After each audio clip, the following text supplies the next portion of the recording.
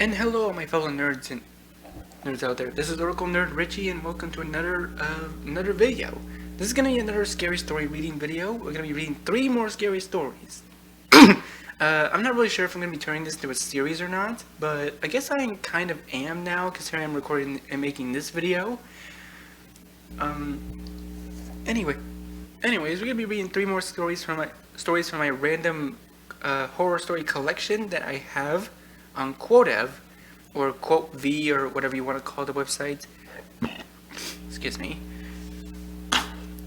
So, anyways, we're gonna be reading 3 more stories. So go ahead, grab a snack, grab a drink, kick back, and let's take a dive in and read. This first one is called A True School Lockdown Story. The author is unknown, but there is an animated version by Llama Arts. I'll go ahead and leave the link is here in the story collection, but I'll put this link in the description below so you guys can go and check that out yourselves as well. Anyways, let's start reading. It was a typical day in calculus, but it was Friday, 7th period, meaning that the week was almost over and spring break could finally be upon us. So I could tell everyone was getting antsy in their seats. We didn't have a test like the rest of my friends in their classes, so our teacher in the middle of class started to play games with us on Squircle.com. It was a pretty laid-back teacher like that. We were playing some brand logo was on Squircle, and I remember the exact moment it happened. Right after my friend answered a question, I remember the exact answer to Adidas. The dean's voice came over the loudspeaker, saying that this was not a drill and to go into lockdown. I actually got chills and goosebumps there. Usually laid-back teacher also seemed panicked. He flipped the lights off and ushered us to the back of the classroom. The usual buzzing noise had ceased, meaning that the school must have cut off all the power. We realized that this was serious. A few more minutes of waiting later, and we started hearing screams down from the hall. 2 girls started crying and making us more scared. Some lunatic man was screaming, "I'll kill you all," while banging on the lockers. I started to fear for my life at this moment. Our teacher shushed us as we all looked at our peers and our reactions. And the banging then went from the lockers to our classroom door. One of the crying girls screamed, "No!" The banging only got worse as the man screamed, "Open up!" 2 of the girls cried out loud now. It felt like an eternity, but eventually the man gave up and continued screaming down the halls like a mentally insane person until we couldn't hear him anymore. After a while, the dean came back on the loudspeaker and explained everything. This was rare for him to do. He said that the man had stolen the behind the front desk and caused it to flee. The staff wasn't sure if he was armed or not. This was before our school could afford proper cameras and security, so we were open and vulnerable to something like this. The staff looked around for the man, but there was no trace. The dean instructed all teachers to resume teaching as normal, but to keep doors locked and not let any student leave for any reason. I heard that apparently one of the janitors working the night shift found the man sleeping in the storage closet in the back of the school. He must have done something very stupid to wake him up, and like leaving the door open, for example. And according to rumors spread by peers, sticking out of the man's pocket was a .44 Magnum. I don't know if he was ever caught, but I like to think that he's getting the help he needs. Okay, well that was a pretty quick story. That was a quick short story right there. I think that was a good way to start off this little video here. I never actually had to go into this sort of lockdown thing. Like most of the lockdowns I had went through were just drills. I guess I was probably lucky because my school actually had cameras and security and stuff like that. I went to Pilgrim High School. It was a really good school, really good high school. I really liked it. It was fun to go to, and all the lockdowns and stuff that we did were just drills. We didn't have any serious threats happening at all, like ever. But honestly, if this happened to me, I would probably be scared too. I'd probably be scared of this kind of thing too. Okay, so this next story is a Pokemon Creepypasta simply called Trapped in a Cave. Now, you guys probably don't know me, but you probably don't know me too well, but I love Pokemon. Pokemon is one of my favorite series growing up. When I was a kid, I watched all the season 1 anime. I've watched the anime up into the current one. But only the ones that's available on Pokemon TV. I haven't seen and I haven't really been able to access Netflix as of late. Though I heard a lot of characters return to the anime, so I heard that was a good thing. Anyways, let's get to reading the next story, Trapped in a Cave. Ooh. It was nighttime. The wind was blowing rather strongly at the base of Mount Horn, in a small, rarely traveled by part of the mountain. There was a bunch of rocks that looked a little out of place. The reason was that those rocks had fallen on top of the mountain, causing the entrance to cave inside. A cave that had no exit. Inside the cave was only darkness, except for one source of light, a faint flame that was coming from the tail of a Charizard. It was rolled up, holding an adult man protectively close to its belly. The man had only one arm. His other arm and his legs were missing. He was asleep, but his Charizard was awake. It stared at the man with worry and sadness in its eyes, almost as if it was afraid of something. Eventually, the Charizard feared happened. His stomach rumbled, making a loud noise. He flinched and closed his eyes. The man woke up and yawned weakly. Ruby, he called out to his Pokemon. The Charizard replied reluctantly. Are you hungry, girl? The man asked as he brought his only arm up and stroked the Charizard's head gently. Ruby placed again and quickly shook her head, denying her hunger. However, her stomach betrayed her by rumbling loudly once more. The man simply replied, Come on, you don't have to lie. I already told you. You must tell me if you're hungry. Ruby kept shaking her head, trying to say that she was not hungry. Don't worry, it's all right, the man said, trying to comfort her, petting her head. Ruby hugged her trainer. Her eyes became watery. Ruby, if you don't eat, you'll starve. The man whispered. Ruby only seemed to be unsettled. She began crying a little. Please don't cry. You have to eat, he said, sighing a little. He stroked her head again. I won't be able to pay you anymore, but you can still show your affection another way, he said, reaching up and kissing the children's forehead. And please, you have to eat. The man shuffled a little so he was standing up with what was left of his body. He said his arm and placed it right in front of Ruby, who only stared at it with sadness and tear-filled eyes. Please, Ruby, I promise that it won't hurt me, he said smiling. He had already gone through this 3 times, so this one wasn't going to be any different. Ruby cried out, shaking her head. The man simply moved his arm closer. You must eat. With that, Ruby gave up. She closed her eyes and suddenly cried as she opened her mouth. The man placed his arm between her large fangs. Go on. Trying to make it as fast as she could, Ruby closed her mouth in one swift motion, bit off the man's arm completely. The man winced and tried to maintain himself in place. Tears kept flowing down Ruby's face as she chewed on her trainer arm. The only food she had in the cave. Good girl, he said, smiling despite the pain. Once Ruby had finished eating, she quickly snugged closer to her trainer and hugged what was left of him, which was only his body and head. He was breathing hard, but he was still smiling all the way. Are you full now? Yes, simply. Ruby hugged him tighter and nodded, weeping. Good, he said, looking at her saddened face. Ruby, he began looking in her eyes. I promise we'll... The man stopped there and didn't say anything for a few seconds before correcting himself. I promise you'll make it out of here. Ruby cried. She knew that what he meant by that. She cried and cried, looking at her trainer tightly. Long after the man had gone to sleep, to conserve what little energy he still had.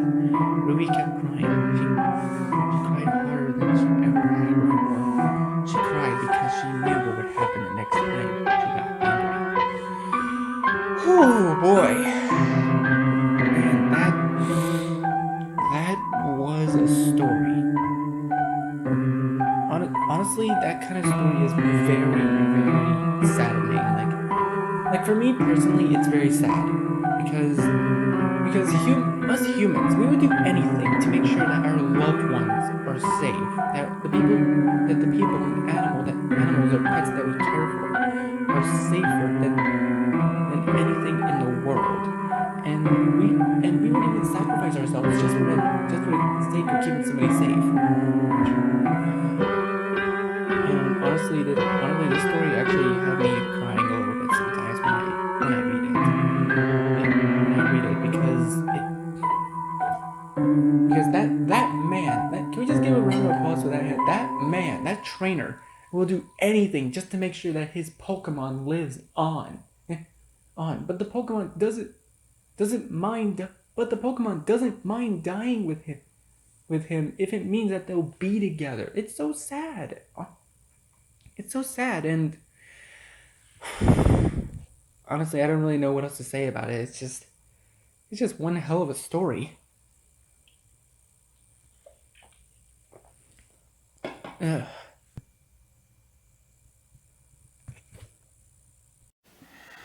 Alright, so this is gonna be the last story of the recording. Okay, so funny thing, I actually made a couple mistakes while editing during this part. I found out that one, my voice wasn't recording the first time, and the second time I was trying to record it, I wasn't even recording. How funny is that? YouTuber problems, man. Anyways, we're here to be reading the last story, which is simply called The Pack, written by Mr. Nailbrain. That's one heck of a nickname, I can tell you that much. Anyways, let's go ahead and start reading. My girlfriend Ruby, jeez, there's a lot of Rubies in these stories, isn't there? My girlfriend Ruby and I had been living together for about a year before the dreaded question of visiting her parents reared its head. Although she assured me that her folks were relatively laid back and easygoing, that did little to settle my nerves. Oh God, I shouldn't be laying down. I just yawned too much. This was my first long-term relationship as such. I had no real experience with meeting a girl's family. This, combined with the introverted, awkward nature of the stereotypes of a guy meeting the in-laws for the first time, perpetuated by the media in the form of sitcoms, kept me from being optimistic. However, after the series of discussions and coaxing, Ruby was finally able to convince me to visit them later that autumn. Her parents lived in a small, rural house a couple of hours outside of Edmonton, Alberta. And turning off the mountain road, I clutched the steering wheel firmly as the uneven dirt road caused the car to jolt violently. Sorry, I almost ripped his hair for a second.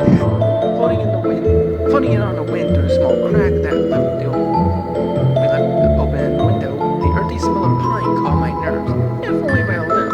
To our left, the tree line began to form, growing ever thicker and closer to the road, although never quite raging across as though kept at bay by some unseen force. Following the road, we eventually came to a house just opposite the forest, to which my girlfriend informed me belonged to her parents. Nodding, I pulled into the driveway. The house, while not large, was certainly a decent size.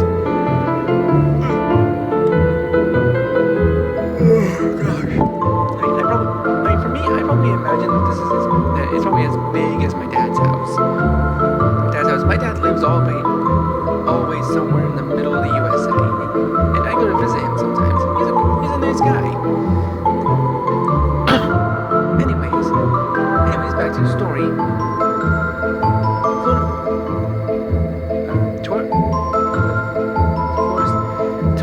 The house, while not large, was certainly a decent size, seeming even larger given the emptiness that surrounded it. The wooden exterior appeared to blend perfectly with its natural surroundings. Hanging from the porch, a wind chimed quietly in the breeze. Tentatively, I approached the door and rapped 3 times on the brass wolf-headed knocker.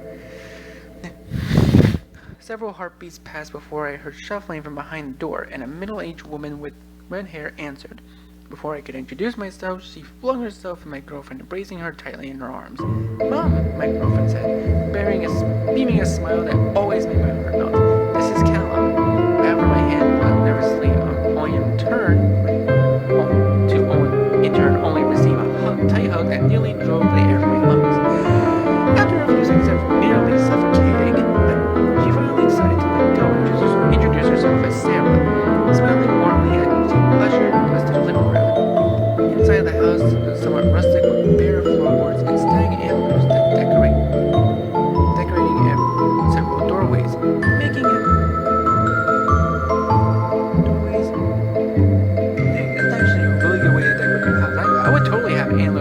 each doorway. That sounds extremely safe.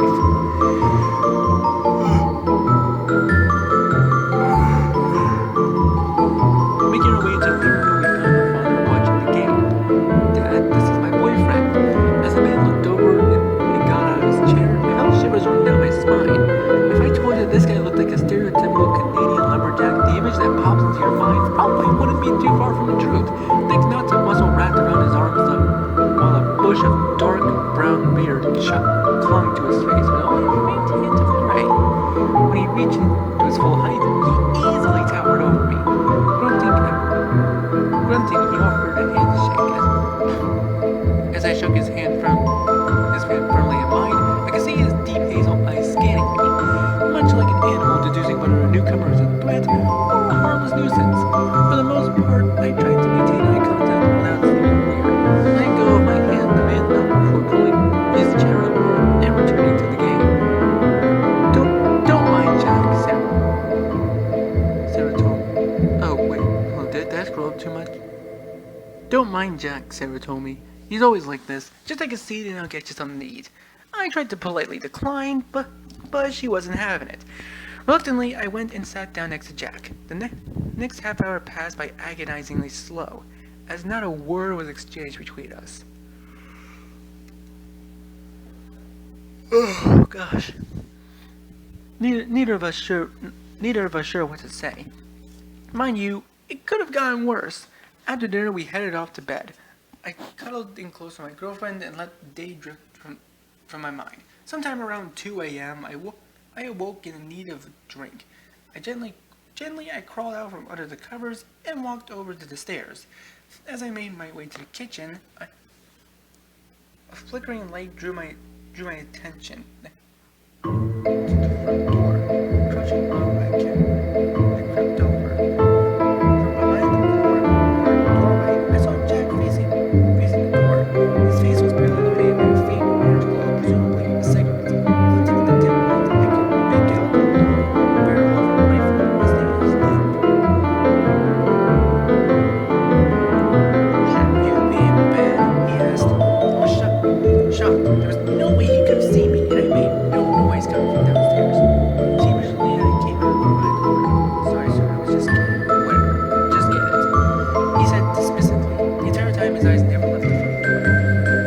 I followed his gaze for a second, but I couldn't make anything out from the window which lights. Deciding not to push my luck, I went back upstairs without buying my drink. The following morning, I awoke to smell bacon frying downstairs. I love smell bacon. Groggily, I groaned and clutched my head and sat up, rolling over. Ruby propped herself up on one elbow and yawned. Morning, she gave me a quick kiss on the cheek. Sleep well? I briefly toyed with the idea of mentioning my encounter with her father the previous night, but ultimately decided against it.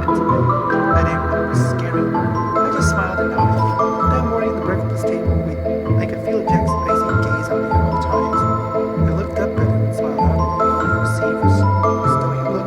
What was Igor and Jack at the table? Puzzled, the rest of us exchanged looks. These looks equally, and suddenly, Jack came back into the room, a rifle slung over his back, and never gripped in his left hand.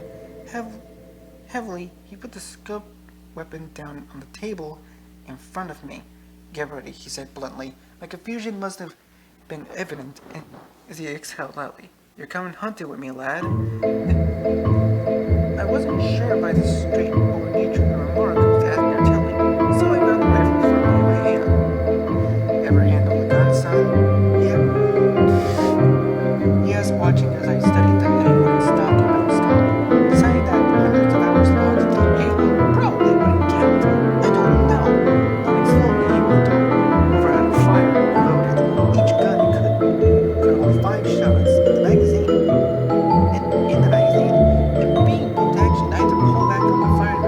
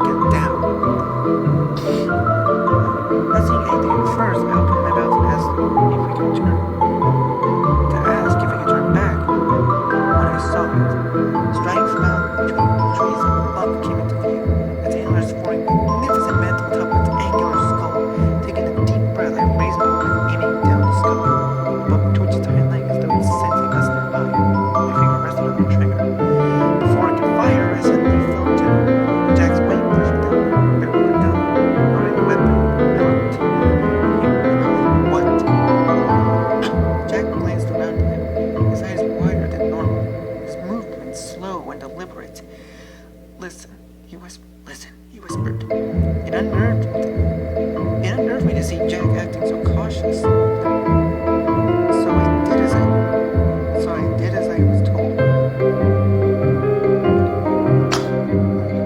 Then I realized there was no sound whatsoever. Birds and crows out. Silently and rustling, birds scurrying around. Each of the trees had all but ceased. Only the wind that made noise, and even then it seemed strangely subdued, along with the rest of the forest. They're coming, Jack muttered, clutching his gun until his knuckles were white. We need to go now, lad. Quietly, quickly. He then took off through the trees. Following as fast as I could, I pushed my way through the branches, easily catching up to him. Off in the distance, I heard the solitary howl. Instantly understood Jack's fear and was instantly followed by several more. All thoughts of stealth flashed from my mind as the instincts kicked in. I started sprinting as fast as I could, breaking branches and trampling branches in my bid to escape. I couldn't even see Jack a few meters away, so focused was I on running. I could see them now. Only an occasional blaze through the trees or between the bushes, but they were there. Large, complex shapes. Darted and reasonable sideways. Their size belying on their lethal nature. I could feel their eyes on me as they closed in, increasing my speed. I tried to push the ravenous creatures if I were lying, keep running, knowing that for every shape I could see, there were half a dozen that lay hidden amongst the vegetation.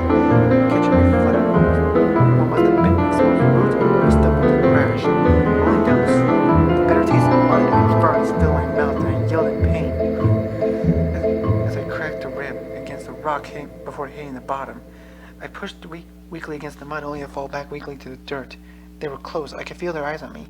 Those beady, hungry eyes, grunting with pained effort. I reached out and felt my cold fingers clasp around the wooden stalk of the hunting rifle.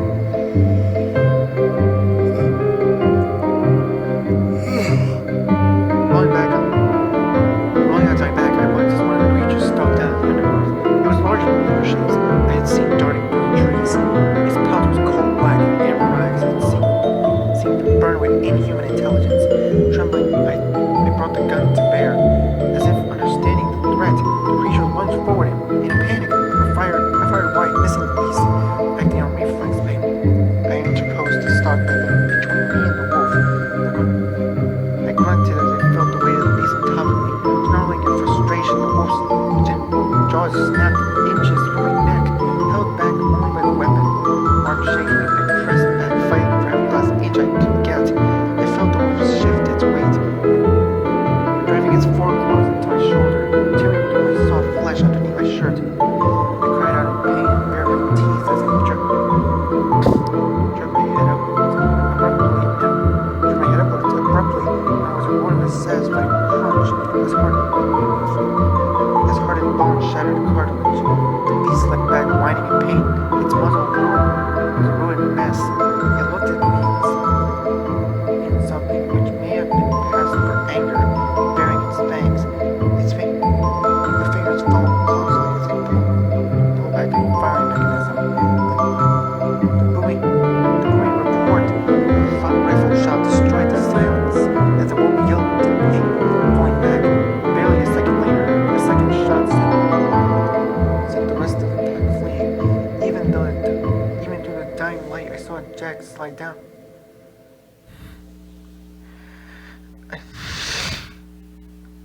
Jack slide down the slope and rush over. I hissed through the clenched teeth as he hefted me at his feet and draped my left arm over his broad shoulders. We don't have much time, he told me, and started pulling me through the forest. My legs pumped alongside him as we powered through the bush. 2 minutes of silence passed, and I dared to alert the pack and get rid. Then the howling and being started again. This time, even angrier and more frantic than before. It came closer in a second. Pay no mind, lad. I heard Jack gruff voice in my ear.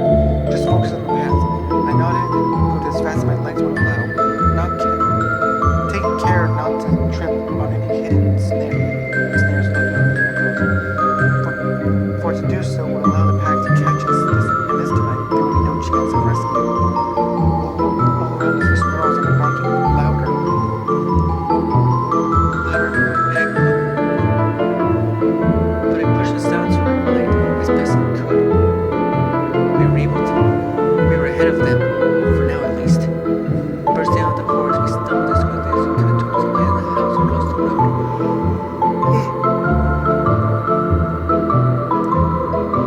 The asphalt was slick with rain. With rain as we raced across, obeying not far from the tree line. Grabbing by the scruff of my neck, Jack hurled me through the door before turning and firing another shot into the darkness. They rapidly darted inside and barred the door, setting the deadbolt.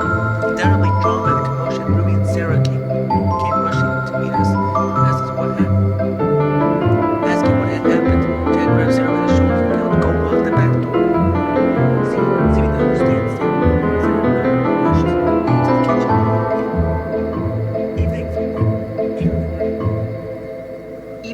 Even from where I lay, I could hear the sound of several heavy-duty boots, heavy-duty locks being slid into place as Ruby crouched beside me, taking a look at the wounds. Outside, we could hear the howling growing in volume. Jack drew back the curtains a little and appeared outside. They were circling the house. The lights flickered, gritting my teeth. I used the gun as a crutch to lift myself up. There was a succession of 3 light scratches on the door. Both Jack and I raised our guns towards the heavy oaken doors. The scratching then stopped, but I swear to God, I wish I had continued rather than what was to come, which will haunt me for the rest of my days. The doorknob rattled, then again, more intensely.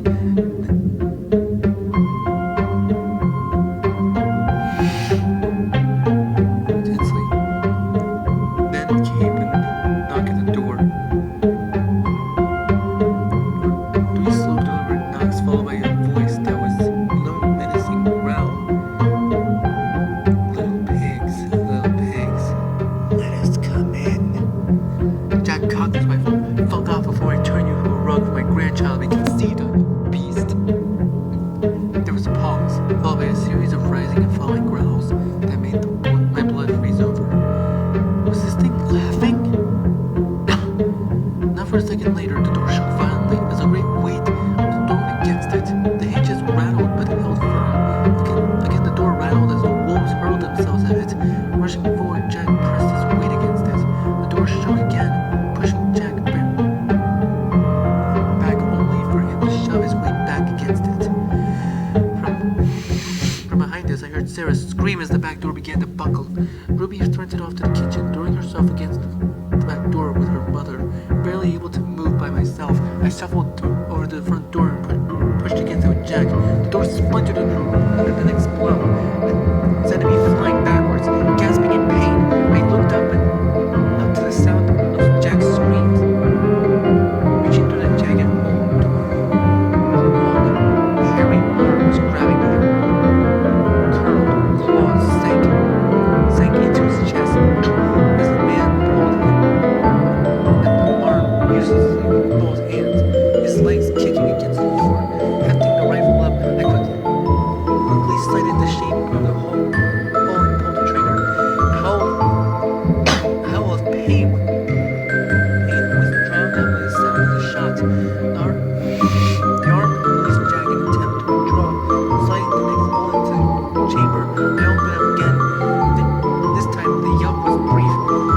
Without waiting to see if they would try again, I fired again. There was a loud howl that drowned the commotion. The shaking of the door stopped as it was followed by several others. Shambling over to the window, I peered out to watch as the remaining shapes began to skulk.